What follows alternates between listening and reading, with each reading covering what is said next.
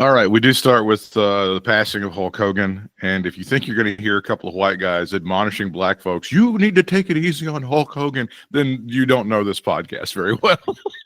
Obviously. I just wanted to start with this. And again, one of my least favorite phrases that I hear these days a lot is, well, to be fair. I hate it when people say that. I really do. Stop saying that. It's stupid. I can't deal with it. But I did want to present this story that Brian last told with Jim Cornette, and it's going to be good about Hulk Hogan, and we're going to start there. But that's not where we're ending, so don't worry about it. Here we go. Scott Dickinson, one of the real nice guys out there, former WCW referee, refereed a lot of places, but most famously WCW. Years ago, I forget what you and I were talking about, but we were probably laughing about one of Hogan's things. And he got in touch, and he told me a story, and I was shocked to hear it. And I don't know if shock's the right word, but I was really pleasantly surprised. I don't know what. He said that when Brian Hildebrand, referee Mark Curtis in WCW, got sick, when they found out, I guess maybe the first time, or whenever it was, when they found out that the cancer was really bad, somehow word got to Hogan. And he said that they were surprised when all of a sudden Hogan approached Brian Hildebrand and said, is there anything I could do? And I think he even did try to get him in with some doctors or something. That's a story that we didn't hear from Hulk Hogan. So it's not like it's a tale that he just made up. It's something I'm hearing from a friend of Brian Hildebrand's. Well, that's the thing that I always said about the stories that he was telling, is that his real ones were good enough. He was the big mega sensation in the wrestling business. And there's so many, ways you could have told those stories and not been completely full of shit, and Metallica. That's kind of what I wanted to get to. I mean, I think it's a nice story. I think it needs to be added to the pile. And I actually give Hulk Hogan kudos for not sharing that story. One of my best friends just passed away, and he was Jewish, and in Judaism, the greatest blessing or mitzvah that you can give someone is when you do something for somebody and you don't tell anybody about it. And I've always tried to incorporate that into my life. Like, oh, look at me. I just gave $5 to a bum. Hey, everybody. I just gave $5 to, you don't do that. Right. Let me hit record on this. All right. And go. $5. Here you go, bum. But again, if you think you're going to hear a couple of white guys telling you black folks to back off of Hulk Hogan, because let's talk about it. The N-word controversy is not even really being covered the way it was really supposed to be covered. I understand it was a private conversation, and I'll give you all of that. Fine. You can take that win. Here's the problem as far as Hulk Hogan goes. He modified the N-word with the F-word. He then tried to cover his tracks by saying, hey, I didn't know people were offended by that word. When I was a kid, we used to call each other in my neighborhood the N-word all the time. Hey, what's up? Bullshit. No, bullshit. And then he tried to put out a tweet going, well, Obama used the N-word, and he was talking about like an excerpt from Obama's audiobook. So he tried to cover his tracks over and over and over again with this to make it absolutely way worse than it needed to be. So it's not just, oh, he used the N-word one time. Tee-hee, can't you get over it? Tee-hee. No, it's not that. He gave a really bad locker room speech, and it wasn't like, I'm so sorry that my racist comment and the way I think, I'm trying to, what he said to the locker room was, hey, brother, be careful what you do in private. Okay, yeah, fine, good. And somehow that didn't get over with the boys in a way. So I'm hearing all these magnified idiots like, hey, you black folks, you need to stop with your criticism of Hulk Hogan.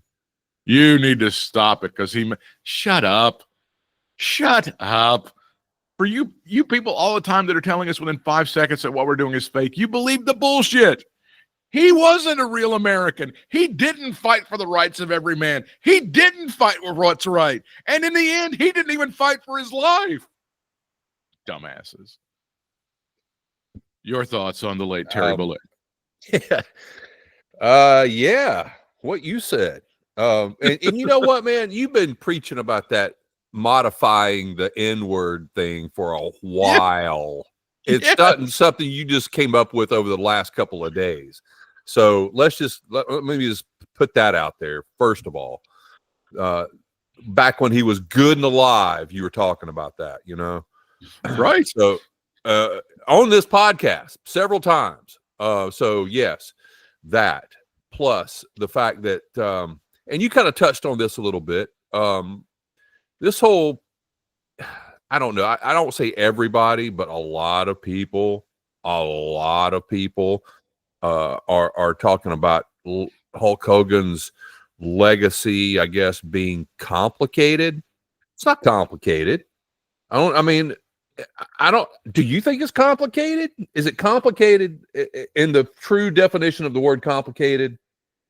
I'll say in the last 25 years, it got a lot less complicated. Yes. There's complicated to me. Well, you tell me if I'm misinterpreting this.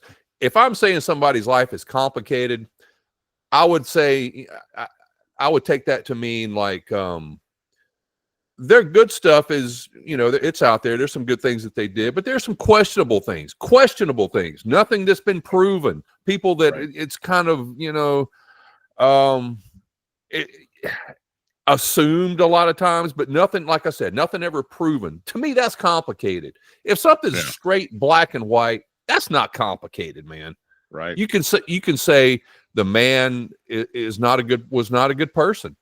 I mean, obviously, with what we know about him and what we've heard about him and what we've heard him say and all that stuff, everything you just said, and it is good to hear those Brian Hildebrand type stories. I've never really said that I think Hulk Hogan's a complete evil person. I think he's obviously did some good. I'm not saying that, but there's a lot of people like that can do good things, do good deeds, but also be kind of a bad person at core.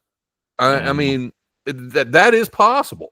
So the whole complicated legacy of Hulk Hogan to me is not complicated at all. As a matter of fact, I'd say it's pretty easy. Yeah, it seems very straightforward and simple. I think that's a great point. I'll say that. I think it's almost when it comes down to the end of it, it's almost a cautionary tale. Like it's a sad kind of thing about kind of in the same vein as like Elvis or something like that. At the end, I think he was just hanging around with a bunch of people who were barnacles who were just sucking off his fame and making money off of him. Those people obviously weren't good either, just not because they were barnacles, but I bet you they were just horrible people in general, Well, I want to say that his son was one of them. I'll say that right now, but I also want to say that when I'm talking about these people, I'm not talking about Jimmy Hart. I am not for one minute talking about Jimmy Hart. No, Jimmy Hart has not a racist bone in his body and helped out that guy and would have helped him out no matter what. Jimmy Hart's a great guy and was part of the Hulk Hogan family and is really mourning. And I feel badly for Jimmy Hart, but there was a bunch of people who were barnacles on the SS Hulk Hogan who were just there. And shout out to Bubba the Love Sponge. Whatever you think about Bubba, he got this one 100% right. Oh, he bullseyed this one, man. He nailed it. And those people, when Hulk was in the ICU for maybe 2 months, those people didn't say boo about his health because the money kept rolling in and it was important not to let the sponsors know and not to let the promotional appearances go away. And we still got to grab the checks. And they did. And when Hulk went back home, Bubba said, hey, the dude's basically in a hospital bed. It's sort of a hospice situation that they're not calling hospice. They're just trying to make him comfortable. And that's pretty much exactly what happened. So, I mean, and yeah. I don't. Well, I'm not the biggest. I will say this though. I think it's a very sad way. I mean, you can, despite everything that he's done and said and whatever, his shortcomings, that is a sad way to go, man. I mean, it sounds very painful and very sad, and that's too bad, man. It really is sad. I don't know about this third wife. Bubba said the second wife was the one. If he was still with her, he'd probably still be alive. I don't know. Really? Her name was Jennifer, and he said, why is that? What? He just felt like Jennifer had Hulk's best interest at heart and was always in touch with his health and was doing stuff out of out of an abundance of caution to help him out. Okay. And maybe this wife, not so much. But then Bubba goes, well, that Jennifer wife, she's not like so happy about me because they got together about the same time the tape came out. And she's probably not a huge Bubba that loves money. But this again, why I tell you, this dude's not the same Bubba that you knew from like 97, 98. He said if he had a chance to apologize to Jennifer, he would. Like, okay. That's something. Good for him, yeah. You don't hear shock jocks. Like, I know that Howard Stern went around and he like quietly made amends to people that he killed over the years, like some of those DJs that he would just destroy in different towns when he would go in when the show was syndicated. And I think he even apologized in a way to David Letterman for some of the stuff that he said about Letterman, but he did it kind of quietly behind the scenes, you know, which I don't think even counts, but it's just like, and then there's like people are like, well, you just don't like him. You're just shitting on him because he went for Trump. Yeah. Well, yeah, that counts. That's I'm part sorry. of it. It wasn't like he goes, it wasn't like he just went, hey, I'm going to put like a Trump sign in my front yard. No. It's not like he went to the Republican National Convention and went, oh, okay, hold on. Ripped his fucking shirt off in front of humanity. Like, yeah, he can. Like, if Kevin Nash dropped dead today, don't you think there'd be like a million MAGA video? Fuck that guy. Oh, what a piece of shit Kevin Nash was. Right? Now, of course. But he put look, did you saw Kevin Nash's little tweet or whatever he put out? It was very respectful of Hogan. So it's not like, you know, Kevin Nash. I think Kevin Nash was kind of maybe torn with Hogan, but it was hard for somebody like him who is like us, who would like to, you know, hopefully on the good side of history kind of thing, but yet it's hard. Wouldn't it be hard to be Kevin Nash back then if you saw what Hogan was like and Kevin Nash was like he was? It would, I don't know. Well, but that was also like Hogan was making him a shit ton of money. He was making him a lot of money. I wasn't going to say that, but you're right. It's like, I think because Brian Last was going over just the first page of that 98 contract with Hogan and WCW. And while he's going, it was just it was a $2 million signing bonus, first of all. It's like, here's $2 million for signing this. And I know that Kevin and Scott had favored nation status, which meant that they couldn't be paid less than anybody else. And I don't know if that had changed by 98 or they'd redone it. If I was them, I'd never give that up. But if somebody new came in and they were making X, then Scott and Kevin had to be bumped up to X plus $1 or whatever, you know? So yeah. So they were at that point, you know, in terms of Kevin's lifestyle, not that Kevin hasn't accomplished everything that he's done on his own talent, not that he didn't, you know, Hulk Hogan didn't get him the roles in the Magic Mike movies working with Stephen Sondheim, but Hulk Hogan made Kevin's life a lot more comfortable. Yeah, for several years. Exactly. I mean, that shit happened. You can't deny all that. But yeah, I was going to say, I think Kevin Nash would also agree with that. I would think so. I would hope so. Anybody who dies right now and is at least in any way responsible for the shit that we're in this country, yeah, I'm probably going to shit on you. It's probably going to be part of the discussion. Sorry, that's how it is. I used to love James Woods as an actor. Fuck that guy, right? Yeah. I'm sorry.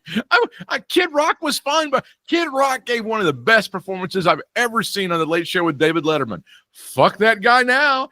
Get out of my sight. And if you drop dead today, piss on your grave. I'm done with you. I'm sorry. I can't deal with you. Yeah. It's even hard to watch some of the old Happy Days with Chachi on there. It is. Oh, fuck Scott Baio. Scott Baio is just such a little fucking worm. Oh, my God. I wish Henry Winkler would just come out and say, dude, you are coasting off of my shit and you've been for 50 years. I just wish he'd say it. Just say it, Henry. Yeah, you know he said it in private a million times. Just say it publicly. We'd still you would lose no fans and you'd gain 1 million more. And you know what? People kind of tend to forget this about Scott Baio too, that not to get off track here, but just a note that there were some allegations about him on that Charles in Charge set. So, you know, he's not Mr. Squeaky clean Republican man. There was some stuff that went on allegedly, Allegedly. and he worked, and he was one of those guys that worked with Bischoff and Jason Hervey. So he's not clean on all that shit. Well, yeah. And here's another thing about Hogan, by the way. I just thought of this. Yeah.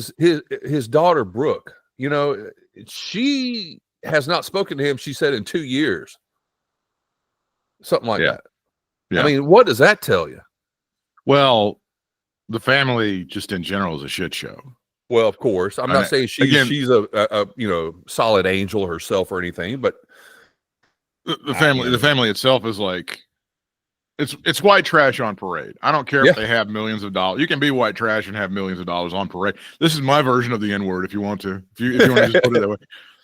These people are just they're and again, this is why I say it's a cautionary tale about, let's grab all the fame we can. Let's grab all that fucking reality show didn't do anything. Hogan's knows best. Oh my God. That proved that the white trash deal there. Yes. That accelerated the breaking up and the fracturing of that whole family. Because it was just and then it's horrific. It's and I don't even know if Brooke's the bad guy in this story. Honestly.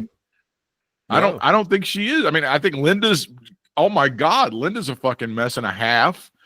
And then Hulk was doing whatever he was doing with people that looked a lot like her. And then, Nick pretty much responsible for killing a dude. I'm sorry. You can think of in your town or in your family, the people that are the most fucked up and like, oh, I can't believe I'm related. My cousin did this and this is awful. And you're like, well, wait a minute, these are people, but maybe that's the beauty of Hulk Hogan. That's the guy we can relate to. Maybe that's the real American part of Hulk Hogan is that his family was such a shit show. That we could all relate to him. They were like, "Oh yeah, I got kids that don't talk to their parents. I know about that. Yeah, then I know people that sucked as a father, and sure, I get it. I know people that said the N-word all the time. Yeah, it's just so sad that Rick Derringer's not around to rewrite the song. I am a real American.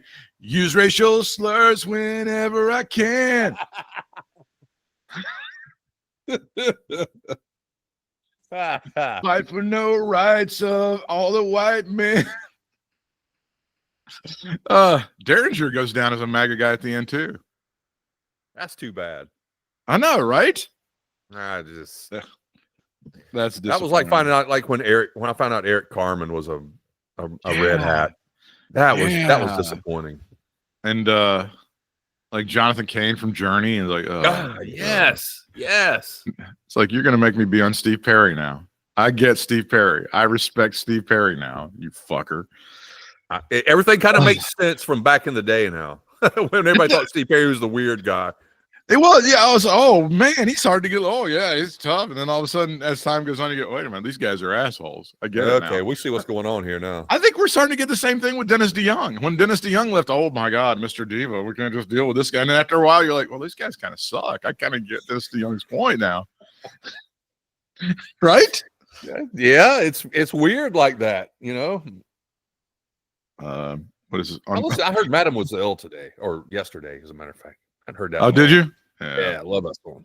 It's hard to remember what a hard rocking band that was. And again, that's Dennis's fault because he came out with Babe and ruined the band with his number one hit. Yeah. Oh, you ruined the band by giving us all this money and fame and exposure. Boo! Boo, Dennis! Domo arigato, Dennis. I did say a thing on Fox News about like Hulk Hogan was the height of masculinity, and it's so sad that he's gone. Like back when men could be men and be men. Dude, he oiled himself up. He wore tiny shorts and he rolled around with dudes in the ring. You can hardly be gayer than that. We love pro wrestling. You and I love pro wrestling all the time. We watch it all the time, but we are completely aware that it's super gay. It's okay. Yeah, it is. Well, it's always the weird thing about those. The weird thing about those people are always like they think that I don't know, going to a drag show or listening to like house music or something is going to make you gay. Things don't make you gay. If you're exposed to shit, if you're exposed to shit, like I go to a ton of Broadway shows. I don't want to fuck guys. I don't. Because it's not a choice that I'm making. It's the way I was born. I want to have sex with women. That's what was implanted into my head. It was like a biological thing, like, oh, this is how you reproduce. I fucked that part up. That's me. That's on me. But I'm exposed to stuff, and it doesn't make, they think that if their kids are somehow like, well, there's a book over there where Jimmy's making out with Tommy, and if my son's exposed to it, he's going to be gay. No, if your son's gay, it's because he's gay. That's it. It's because he wants to have sex with a dude. You know, another thing, it's not complicated. Very, very easy to understand that. It's very straightforward. You don't, like, if you're exposed to something, it doesn't make, and I don't, but on Fox News, it's like, boy, we got to keep these books out of the library at school because it's going to make our kids gay. No, it's like, if your kid's gay, I know this is going to hurt your feelings because you think it's also like you raised your kid wrong or something. It's something that you didn't know. They're just, this God that you love is making a lot of gay people and continues to make a lot of gay people. There's like an assembly line, and God, in his image, he just kind of churns out a bunch of gay people. And then he sometimes turns out people that like both men and women. It's just a thing that happens. It gets crazy. It gets real crazy. It's not brainwashing. It's not some sort of political agenda. It's not like, oh my God, the Jews got together and did this. No, it's just a thing. That's just how it is. Unbelievable. Fox News. Hulk Hogan's son Nick shares touching tribute to his hero following wrestling legend's death. Yeah. Well, I don't know what the will looks like, but Nick may have to actually go out and work now. So that may be the problem with Nick at this point. I don't know. Not sure. Would you like to make that a meal?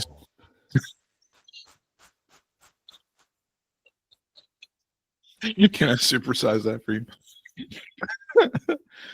Hulk Hogan's wife shares birthday tribute to stepson Nick after wrestler's death. Your dad couldn't have been prouder. Oh, great. Now she's going to get with the kid. Oh, great. I can see how this is playing out. Pornhub's having a field day with this one. Oh, my God. Do you ever see the China videos where she's like supposedly having sex with like people dressed up like Macho Man and Hulk and shit like that? Yeah, I did. Actually, that's the next Pornhub. That's the next Pornhub is like, it's the stepmom and she makes Nick put on the fucking red and yellow and he's doing the thing with the ear thing and then off the screen you hear him go like imitating his dad. Here I come, brother. Dun, dun, dun, dun, dun, dun, dun. Honey, I want to be heel tonight. I want to wear the black, and all of a sudden you hear Voodoo Child.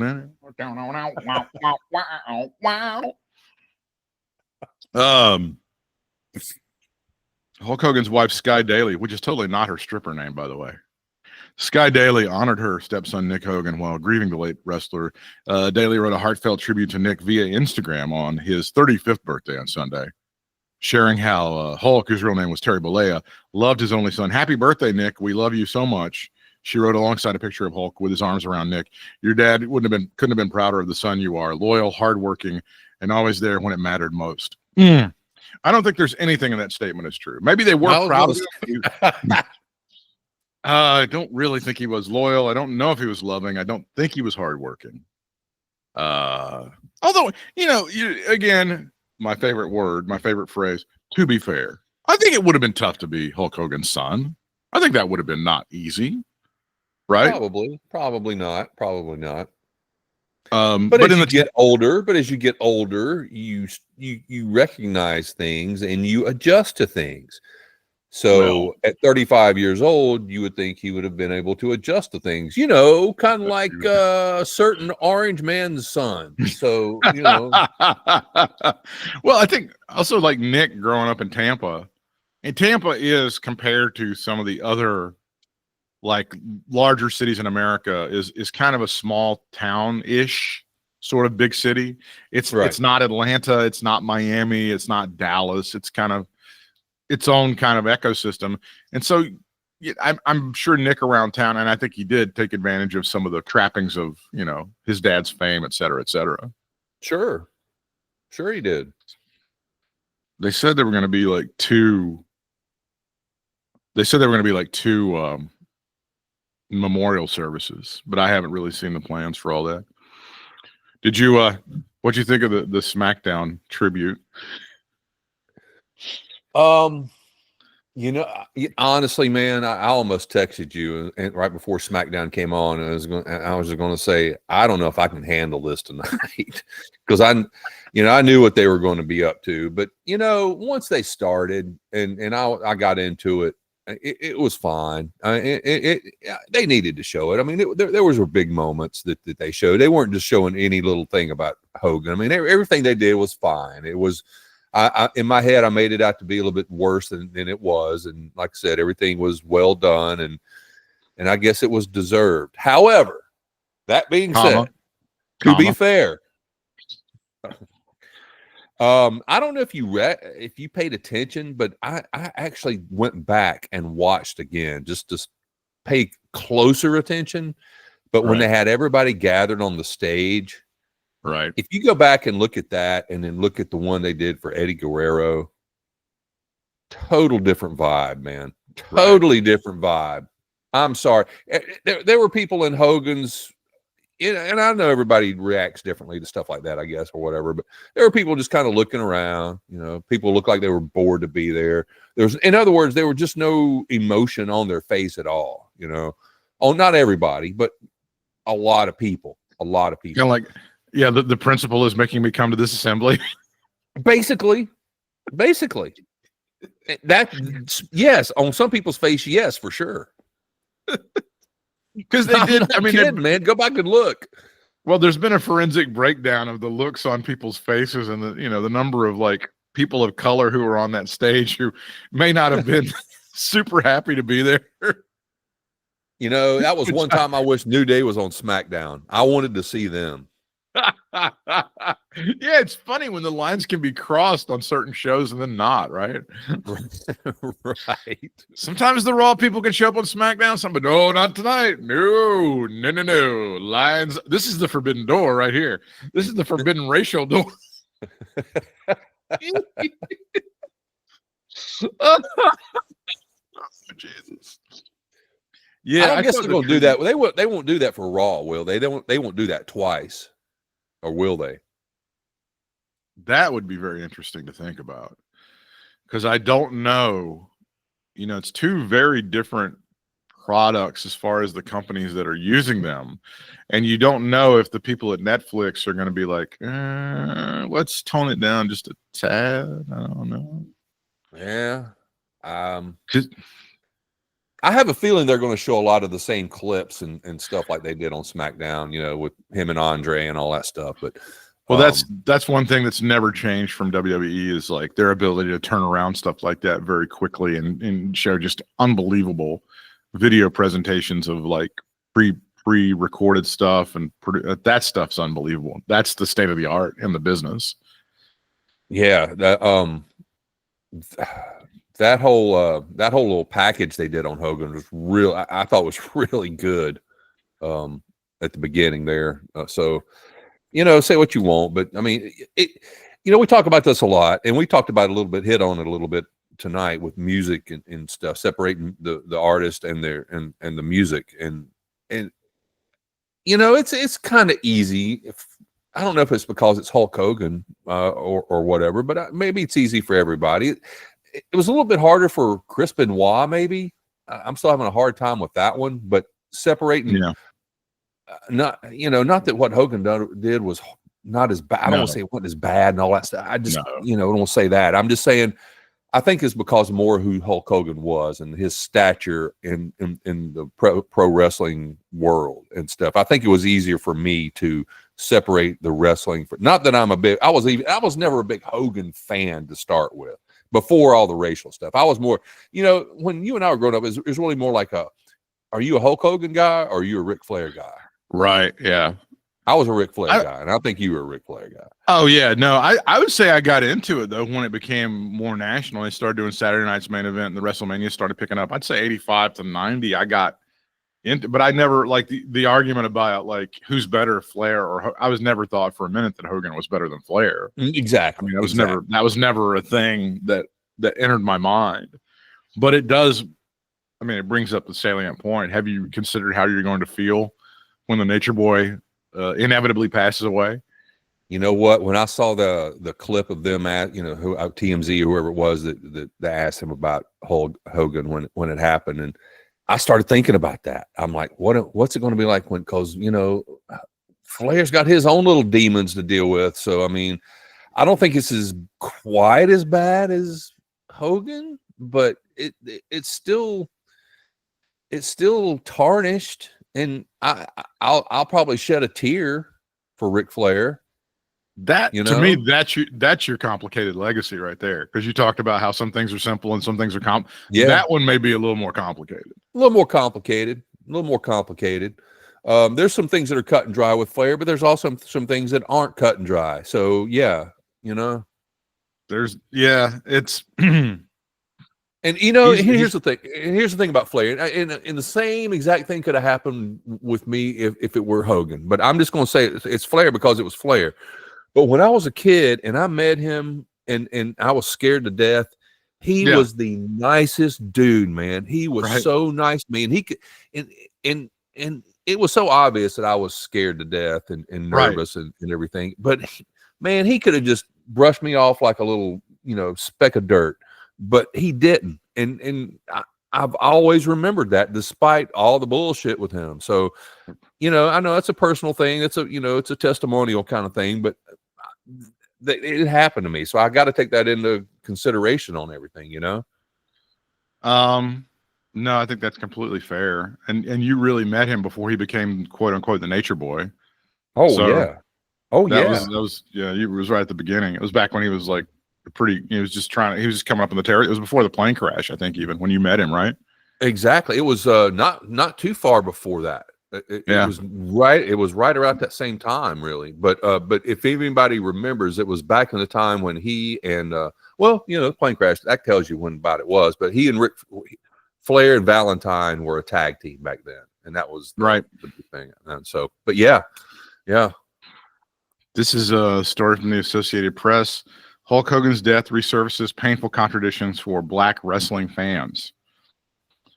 One of Kazim Famurad's earliest memories is sitting with his father's lap watching Hulk Hogan wrestle in the 1988 Survivor Series. His love of Hogan in the ring became inextricable from what would become a lifelong obsession with the sport, including a year-long role touring the country and writing scripts for WWE's top talent. By the way, that WWE Untold series will debut here pretty soon. Tuesday, right? I think so. I just don't. How does that seem like a good idea? I'm sorry. Yeah. I love you, Netflix. You never miss. I get it. But I just don't see, like, we just need WWE content, all the content. I was going, hey, let's go out and let gum in the WWE parking lot. Let's film it. Oh, it's going to be a special. Look at the gum. I get it. But this is like, I don't think this is going to happen. I've kind of tuned all of it out, to be honest. Well, mostly what you and I fear is people who are like not fans going, hey, have you seen that thing about the writers and shit? Yes, we've seen it. Yes, it sucks ass. Yes, wrestling's fake. God almighty. Some things just never change, man, after 50 years.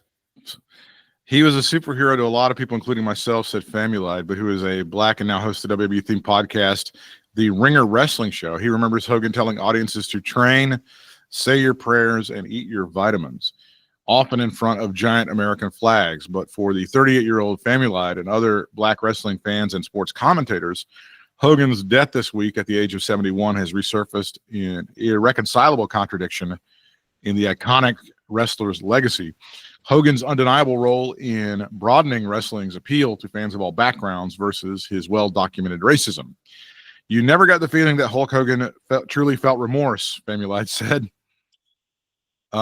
Correct. The Right Time podcast host Bomani Jones noted there were two sharply different reactions to Hogan's death.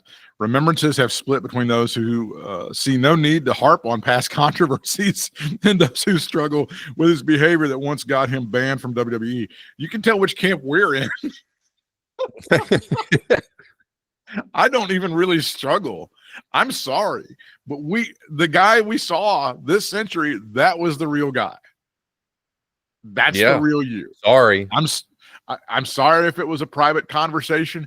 You and I have private conversations all the time. I've never heard you denigrate people based on race. You've never heard me denigrate people based on race. And we feel comfortable enough around it. We'll say all kinds of weird shit. All kinds of weird shit about all kinds of weird people.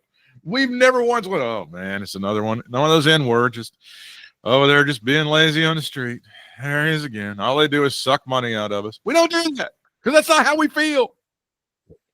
It's it's to me eventually come out.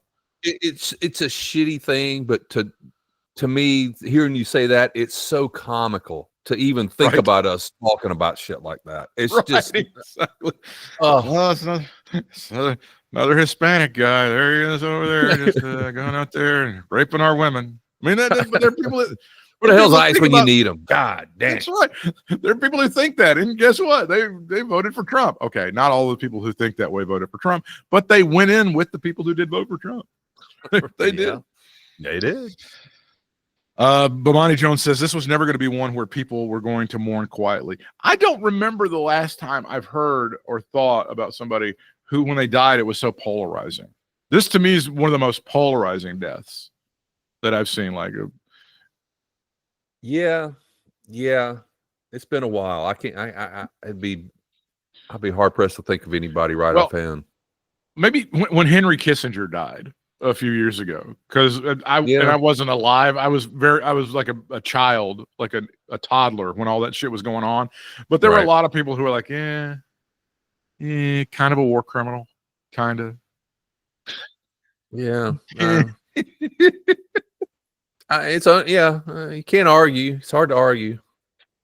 First of all, the huge problem with this immediately, if I see a tribute on Truth Social or something from stupid ass Trump talking about how he loved Hogan, well, that's it. If I even thought I was going to have any sympathy for the guy, you just killed it. You just destroyed it, Donald Trump.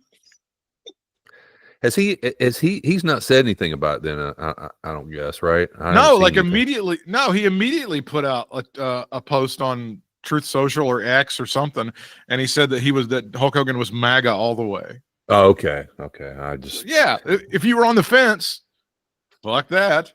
Yeah, there you go. I wonder if stupid ass will go to the funeral though. I'm going to go to the funeral. I don't want to speak. I don't want to bring attention to myself. I just got back from Scotland where they love me. Yeah. If you're listening to us or watching the video in Scotland, God bless the Scottish people. Just God bless each and every one of your hearts, and may you live to be 150, because you guys hated that guy before it was cool. You were on board with it, and you figured it out a long time before. And just God bless every single one of you. Love you, Scots. For everything that you've done to shit on that guy over the years, may you shit on him for a century more, because you guys are the best at it, and I love you for it. I mean, there's a lot of reasons to love the Scots, whatever, but that's a really good place to start. Has the list of positive things of the Scots.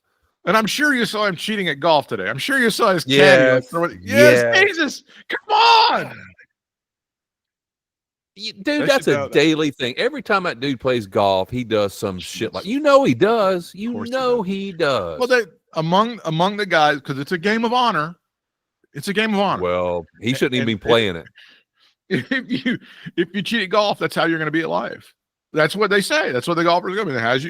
That's the deal. Like the stuff in life that you do when nobody's looking, that's what they call character. And the stuff that you do in golf when nobody's looking, that's what they call Trump. So, again, not complicated. Very easy. Yeah, it seems like we're overcomplicating it on a lot of different levels. It seems like it's so Occam's razor. guys. Yes, Occam's very, razor. very much Occam's razor. Yes. Just look it up, and you'll get. So if that caddy, if he's Scottish, I'd like to see him deported. Just me. I'd like to see that caddy deported. Let me think of a place where he would belong. El Salvador, maybe. Alligator Alcatraz, maybe. Yeah. How about just Alcatraz? Just put him out there with that in an empty. Yeah. Put him at that one island. Yeah, with one cell with one Scottish guy who helped Donald Trump cheat a golf. Hogan's death drew remembrances from politicians, celebrities, and fans alike, celebrating his accolades. Many applaud, or as Lex Luger would say, allocates. Many applauded how he was able to allocates. How he was able to parlay his wrestling persona into movie appearances. By the way, very shitty movies. Let's be completely honest about that. Like, I would say if they gave me the choice of going to Alligator Alcatraz or watching Santa with Muscles on a loop 5 times, I might go to Alcatraz. Might go to Alligator Alcatraz. Might definitely have to pack the bags for Florida. Dress light clothes, okay? Light clothing. Like shorts. the best Hulk Hogan movie is Rocky 3, and he's in it for 5 minutes, and he's not the main guy. But that's the best Hulk Hogan movie, period, full stop. But his name is the best. Oh, Thunderlip. Of course, yeah. The ultimate male. They called him a mountain. We were watching it because like earlier this morning, he was a mountain of lust. That's how he was introduced in that thing. By I think it was Leroy Neiman. But you know what? He's no space mountain of lust. No, he's not. Woo! Legend Boy gonna take you out of space mountain, baby.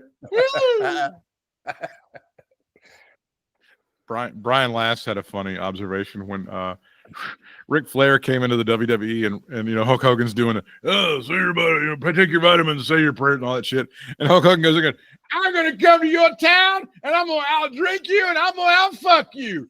Woo! and people see why we were Ric Flair guys. Yeah, that's right. When I get to your town, I'm gonna fuck your women. All right, Rick. Yeah, fuck my girlfriend. That's so cool, man. You rule. It was a good week for Fauci though. Fauci took out Ozzy Osbourne and Malcolm Jamal Warner and Hulk Hogan. That vaccine is really getting it done these days, isn't it? Wow, man! Look at that vaccine. Now Google, don't ban us. I'm kidding. That's sarcasm. I don't believe that the vaccine kills people. Don't take me off. God dang it. Because I've had this thing before where you people haven't understood sarcasm. I think they put strikes on Brad and Britt. They put strikes on Brad and Britt thinking that we were anti-vax. We were fucking like super high. Like, yes, vaccine. Jesus, you guys haven't worked the sarcasm quirk out of AI yet. No, they haven't worked out the Nazi part of it or the sarcasm part. Or the Nazi part. If you put those two together, you get Hitler going, oh, yes, I'm sure the Jews are not to blame at all.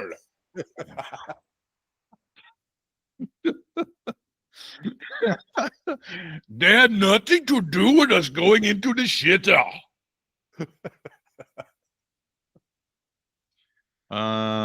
Many applauded how on Friday, Dwayne "The Rock" Johnson, whose fame arguably rivals Hogan's acclaim, paid tribute. Johnson, the son of pioneering wrestler Rocky Johnson, one of the WWE's first black champions, said Hogan was a hero to millions of little kids. You may have passed the torch to me, Johnson wrote, under a 2002 video showing him and Hogan facing off at WrestleMania, which is legitimately a fascinating match. A fascinating match for sure. That was kind of a double turn, right? Almost. Sort of, kind of, yeah. Sort of, kind of. As far as the fans were concerned, anyway. Didn't I think the announcers tried to pawn it off as, boy, these Canadian audiences are really weird. Really weird, these Canadian audiences. So strange. So odd. But I heard also somebody said, and I can't remember where I heard it, that early in the match when they're booing Rocky and they're cheering Hogan, Hogan goes up to him in the corner. Someone goes, brother, you want me to fix this?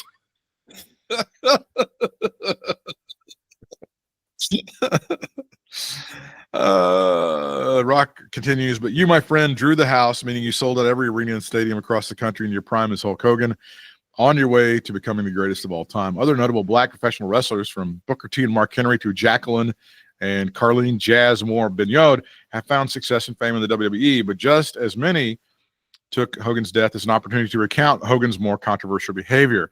In 2016, a Florida jury awarded Hogan over $115 million against Gawker Media after Hogan sued them for posting a video of him having sex with his former best friend's wife. The litigation led to the discovery that Hogan had used racial slurs in 2007 to describe the daughter's black ex-boyfriend. Let me pause there for just a moment. Oh, wait a minute. Let me read what he said. I am racist to a point, Hogan said, before adding the slur against black people and modifying it with the F word. Hogan apologized at the time and called the language unacceptable. But again, as I said, he tried to make certain excuses for it over the years. The Gawker trial does play into where we are in America right now, because people were like, and I remember even Meltzer going, who's bankrolling this legal defense that Hogan's giving? Because these lawyers and there's nobody. And it was this guy named Peter Thiel. Do you know much about this Peter Thiel guy? Oh, yes. Peter Thiel is there's no J.D. Vance as vice president of these United States and no J.D. Vance as senator from Ohio without Peter Thiel shoveling shit tons of money into the coffers. He's somewhat of a libertarian guy. Yeah. One of his dreams was to build an island out somewhere in the ocean where people could live, and it would be beyond the scope of international law. Kind of like Lord of the Flies. Somewhat, maybe a little more rapey than a little more rapey possibly than Lord of the Flies. Oh, more Epsteinish. I got you. Yeah. So there was I think it was there was an interviewer, I think it was with the Washington Post, and they talked to Peter Thiel, and you probably saw the clip, and he goes, the question to Peter Thiel was this, listen carefully, should the human race endure? And Thiel goes, and the interviewer goes, ooh, really big pause there. Yeah, that was the telltale of what was coming, the big pause. If you're asked that question, the answer is like an unquestionable. Again, not hard, not complicated. Not hard, not complicated. It's like, yes, I think the human race should endure. Yes. Thank you, sir. What didn't he develop? What it wasn't Uber. What is it that Thiel? PayPal. I think PayPal. He's on the PayPal arm. PayPal. That's it. Yeah, it was him and Elon, and that's so many. God damn, so much awfulness has come out of PayPal, right? And PayPal is my least favorite way of doing transactions. I'm with you. By the way, but Venmo's also an offshoot of PayPal. So yeah. True. It's that's PayPal's the parent company of Venmo. So there's always Cash App. Again, this Cash App is not a part of it. So I think that's Block. I think that was the Jack Dorsey company, one of the guys who invented Twitter. Yes. But here's part of the PayPal legacy, and this is why you talk about things that are complicated. When all of the shit was going down here in North Carolina with that stupid ass bathroom bill, 2016, PayPal was planning a big expansion to come into Charlotte because you got the banks in Charlotte and everything else. Yep. And PayPal immediately said, peace out. I don't care what we've spent. We're cutting bait. We're not going to do this shit with you, North Carolina. We're not going to be pecker checkers. We're not going to be looking at any kind of birth certificates or anything like that shit.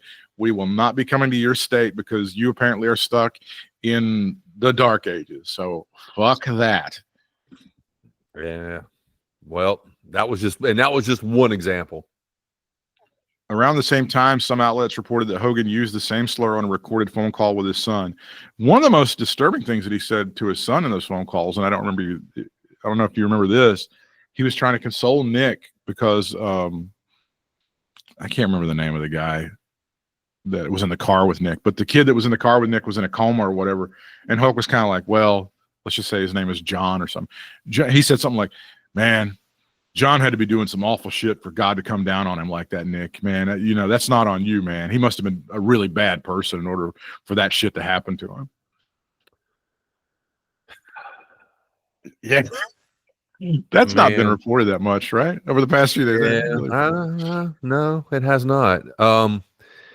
You know, I understand you're trying to console your son, but I think there's a million other things you can say besides that shit. Yeah. You know? Yeah. And also, just from like a logistical point of view, you have to be smart enough to understand that all the phone calls coming to and from the jail are recorded. Not to mention that. And they are. So if you really want to hide that part of yourself, you're doing a terrible job. Horrible. Just horrible. Please let Colt Cabana make a call to somebody in jail. Please. Please. Please. You know, I don't know about you, but when that happened to Colt Cabana, when the Death Riders, did their thing, a couple of weeks ago, I kind of was a Death Riders fan there for a minute. For a minute there, I got turned. Moxley. Yuta. Where do I get my Wheeler Yuta T-shirt? I'd hated that guy up until now. Hey, you guys, don't be afraid to lay it in. Just no holds barred. Appropriately enough. Hogan's enthusiastic support of the conservative political figures like longtime friend President Trump made many people doubt the sincerity of his apology, Bomani Jones said. It's one thing to get caught on. Why would they think that? I don't know.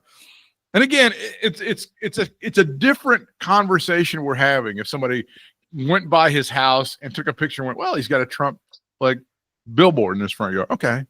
That's bad. Fuck that. But to publicly go out there, go to the RNC, rip the shirt off and all that other shit. Yeah. Fuck you. Fuck you. Fuck you. Fuck you. Yeah. All the way. It's one thing. Bomani said it's one thing to get caught on the tape saying those things in private. It's another thing for you to decide publicly to align yourself with a cause that many black people find antagonistic towards us. Well, Bomani, in a rare moment there, is being a little bit understated, but he's 100% correct. Absolutely. For many black wrestling enthusiasts, Hogan's death brings up familiar contradictions in how the sport deals with race. Lyric Swinton, 27 years old, a freelance wrestling writer, first fell in love with the sport when she was 8 years old. She describes wrestling as the most nuanced and colorful form of storytelling. Although she feels representation has improved, Swinton remembers WWE using racist tropes in black wrestlers' plot lines. Swinton remembers Shelton Benjamin having a mammy played by Thea Vidal, invoking a racist caricature. Swinton considers Benjamin one of the most talented wrestlers at the time, but feels he never got the recognition that his contemporaries did, in part because he was scripted in those roles. She's correct. I kind of felt that I had to check my blackness at the door. See, I can't even imagine what it's been like to be not only a black fan, but a black female fan of wrestling for all that time. Oh, my God. That's got to be. And you and I are top of the food chain. We're straight white guys. And even we were like, Jesus, that must have been like a tough hang for all those years. For WWE and for WWE enthusiast and sports journalist Master Tesfatchen. I'm sorry, I don't mean to mangle the name. It's just difficult to see, and my eyesight isn't what it used to be. The mixed reactions to Hogan's death mirror fault lines that exist throughout the country, correct, and highlight how general wrestling fans have become pop culture. Growing up, Master, who is black, remembers watching Vince McMahon, the company's co-founder and former chairman, use a racial slur in a match with John Cena in 2005. Or, let's think about that, 2005, just 20 years ago. Like 20 years ago. It's like an eternity. Or in a storyline with 2004 and wrestler John Layfield chased Mexicans across the border. Yes, he did. Yeah. Here's where I'm going to say something that's going to be a little complicated for you. Okay. I've been listening to the JBL podcast with Gerald Briscoe, and it's really, really good. And I think you would enjoy it. No, I wouldn't. No. They do exceptional deep dives into wrestling history. And they do like nuanced stuff, and they talk about Amarillo, and they talk about San Francisco, and they talk about all the territories and all that stuff. And JBL is very knowledgeable on the history of wrestling. I don't doubt that one bit. I just don't think I would enjoy it, just knowing who it is. Just like Bully Ray. I'm sure his podcast is okay. I'm sure he has a lot of knowledge, and he's actually said some things that I agree with, and I think, but I have no desire to listen to him, so I'm not going to go out of my way to do it. I mean, if they're going to be assholes to me, then I'm going to hold my grudge against them. In some strange way, the WWE always had a pulse on where America stood. Test Fashion says, you cannot tell the story of America without all these issues, just like you cannot tell the history of WWE without all these issues. He's correct. And guess who is trying to erase that history right now by not allowing? I mean, that's the issue, is like, it does exist, but you guys are talking about it too much. It's too much, and it's hurting our white feelings. That's essentially the message that's coming across. Like, yeah, can we talk about something besides slavery? Well, kind of the last 250 years, as it turns out, a lot of it has been about slavery. Like, a lot of it has been around that little decision that the founding fathers made to say, okay, you guys can have slaves here, but we're not going to do it here. That kind of set us on our course. If I'm not mistaken, you correct me if I'm wrong, but I believe there was a war about that. So I think there was. No, it was about states' rights. It was about states' rights. Yeah, states' rights. God. States' rights to allow slaves. Yeah. Well, you know. And a couple of the slaves, when they said they were, seceding from the United States, they didn't get the memo. And they actually put in their speech, in their little draft, it was about slavery. So thanks, South Carolina. Thanks, Louisiana. You fucked it up for everybody. Jerks. If we only would have had like Google Docs back in the day, we could have just avoided. Tesfatsion, I think I pronounced his name 4 different ways now, was in the audience on Hogan's last appearance in a professional match in January. He was one of the many who booed Hogan. Yes. Okay. We can talk about that. This is how he goes out in the WWE. He's booed mercilessly. And then he gets backstage, and what does he say? Well, of course, brother, they were booing me. I was Hollywood. No, you weren't. No, you weren't. No, you weren't. And as Cornette points out, Jimmy fucking Hart is waving an American flag as big as a fucking side of a barn, and they booed the shit out of you. Yes, they did. But that's always where I find it weird. That's always where, I struggle, is because like I always find it when people agree with me, because when you and I talk about this stuff, 9 times out of 10 they're like, oh, shut the fuck up, we don't want to talk about boo, no. But then eventually they come around to our way of thinking or whatever, and I'm like, I can't believe you guys are agreeing with me. That's so like the CM Punk thing, with like Hangman and Bucks, and eventually we were like, man, that's not right. And people were like, oh, shut the fuck up. He was wrong. He shouldn't have done that. Boo, we love the. And then eventually, like, the Bucks and Hangman are getting the shit booed out of them, and I'm like, what's that about? I go, oh, I guess they came around to us. I guess that's weird. Not as crazy as people think we are. Test Fashion says, I never thought I would see the Hulk in person, but I would resort to bullying. Resort to bullying him, but that's what his actions made me do. Still, he says he'll never stop being a super fan. I still love America. I still love the WWE. It's an emotional contradiction that I choose to deal with because I find value in it. Yes, it would be very easy, particularly right now, and I think that's where we probably should leave it, for us to give up on America and to say, fuck this, it's not going to get any better, and it's over. But we're not doing that because there's enough goodness there, and we know what it can be. And I truly hope that this is just a phase that we're going through. And the WWE, as a reflection of America, there's enough good there that can show goodness and be a positive force that you don't just give up on it. I hope. It's amazing to me that if you break down the whole roster of, let's just say WWE, because of who their parent company is and what they stand for, apparently, and all that stuff. But you break down all the wrestlers individually in WWE, they all seem to be such good people. I mean, there's probably an exception here and there, but by and large, everybody seems to be very likable, very fan-friendly for the most part. And just, it's a shame that the parent company is like that, because it seems like the roster is full of really good people. It seems like it. But again, we could be being worked, right? Well. How many times did you hear? Actually, no, we've never been worked. What are you talking about? How many times did you hear on the Brad and Britt cast? I would go, this country is just too racist right now. I don't think we can, like, with the Kamala Harris, like, we just can't elect a black female president. Brad would go, well, but we elected Barack Obama. And I'm like, I think we've regressed.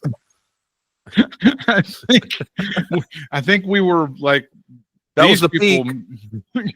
I think we were these people in 2008, and now we're these people in 2024 and 2025. So, yeah. Yeah. And you know, I remember you saying a while back about you thinking, you know, and you played the clip. Maybe that's why I'm thinking of it so quickly about back when you said that you thought Trump would run again. Yeah. You know, he right after the election in 2020 when 2020. Yeah, I couldn't remember exactly when it was. When all of us knew that pretty much Joe Biden had won, and they were still counting a couple of votes, and it looked like Joe Biden was going to win. And Brad asked me, "Do you think Trump will run again at the age of whatever 78 or whatever he was when he?" And I said, "Yeah." Because nobody's ever told you him didn't no even think about it. You're like, yeah. Why? Nobody's ever told. He's never heard the word no in his life. I mean, that's not happened. So why would of course that I've maintained that this is the family business now. They've gone through everything else. They can't do anything else, and the politics is the business. That's it. You're right. Somebody said they came to him with I know they had the Bible. But I know they were like, hey, we're going to do a thing with like a Jesus shirt with Trump or something, or a Jesus mug with Trump. And he goes, yeah, let's do that. And the guy goes, yeah, because, Christ sells. And Trump goes, Trump sells. Such a Trump thing to say. So that is like the epitome. Oh, good times. Well, if it is that vaccine that is killing people, I know a guy that got it that I wish would. Well, never mind. I won't even. Any closing thoughts on another award-winning episode of Katie Vick is Alive? No, I think we pretty much summed everything up. I think we summed it up very nicely, as a matter of fact, with Mr. Hogan. But one thing I just want to say, it's not really having to do with Hogan, but I do want to put this in your ears. I want to talk about this at some point. I don't know if you've seen the Dark Side of the Ring with Muhammad Hassan yet. I don't think I saw most of them, but I don't think I saw that one yet. That was the season finale, if I'm not mistaken. Okay. Now I'm behind on them too. I just went back and watched that one because I think I've only watched maybe one this season. So I just went back and watched that one because that was one of the ones I was really interested in. But when you watch it, we need to talk about that. There's some things in there that I did not know about. Several things that I really didn't know about, and it just how it relates to today. Excuse me, how it relates to today, kind of thing. So yeah, it's such a very different part of American history to think about, that particular era, right? Oh my God! I mean, when I went back and watched it, it was just like, God, I mean, it was like when he debuted and everything. I don't want to talk too much about it, but everything. But I just remember when he debuted, I got like this really weird chill in my body. Like, this should not be happening. That's weird, but no. That's makes a lot. I'll tell you how different things were. I was four square behind going into Iraq and starting to blow shit up. I was like super into the Iraq War before it happened. I was like, fuck yeah, let's blow shit up. That's a great idea. And then things changed, as they often do. Yeah. Turns out. Interact with Bryant on the social media, on Instagram and also Threads. It's going to be Dad of Stanley, Stanley Jackson 23 on the TikTok. I myself am Real Britt Whitmire on Threads and also on Instagram, and brittwhitmire.bski.social on the Blue Sky. Bryant's on the Blue Sky as well, and he is They're the Twos, THEYER, They're the Twos on the Blue Sky. We appreciate all your support. Till next time, fans, we'll see you ringside.